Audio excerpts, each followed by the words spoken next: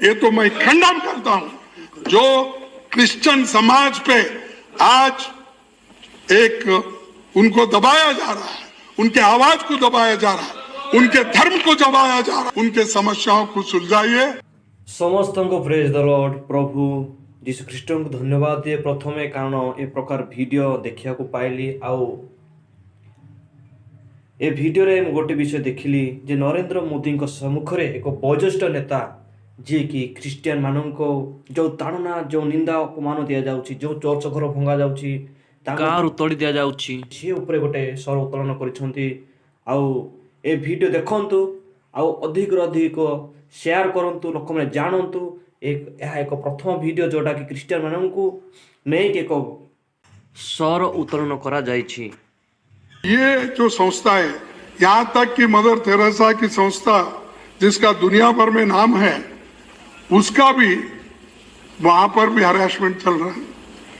उसी ढंग से कर्नाटक में जो एंटी कन्वर्शन बिल लाके वहां पर भी क्रिश्चियनों को तंग किया जा रहा है। तो भैया आप किस चीज को तंग करना चाहते हैं?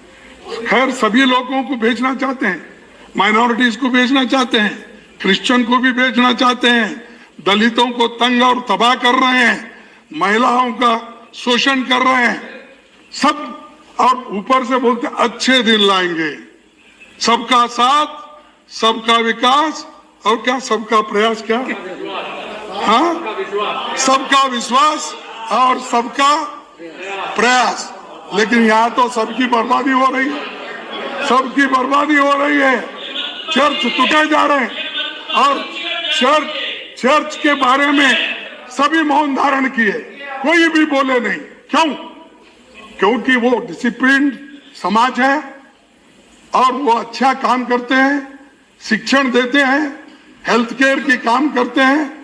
तो वो लोगों को, और बहुत से लाभार्थी यहाँ हैं, बहुत से लोग अपने बच्चों को मिशनरी स्कूल में पढ़ाते हैं, अंग्रेजी स्कूल में पहला वोट लगा देते हैं, और ऐसे लोग उसी संस्था में जाके चर्च को तोड़ना, चर्च को ये करना, ये आपका, और वो भी यीशु ख्रिस्त के जन्मदिन पर वो 25 दिसंबर, 26 दिसंबर, 31 दिसंबर को ऐसी चीजें इस देश में हुई। ये तो मैं खंडन करता हूं। जो क्रिश्चियन समाज पे आज एक उनको दबाया जा रहा है, उनके आवाज को दबाया जा रहा है, उनके धर्म को दबाया जा रहा है, और गलत इल्जामात लगाकर आज उनको जो कह रहे हैं, इसका मैं खंडन करता हूं। और प्राइम मिनिस्टर साहब, आप खुद इसके बारे में सोचना चाहिए, बुलाइए, बात कीजिए, उनके समस्याओं को सुलझाइए। लेकिन ऐसा अपने चेले चपेटों को भेजते रहेंगे और वो बर्बाद करके वापिस आएंगे, इससे कोई देश का हित नहीं होता, देश के लिए ठीक नहीं।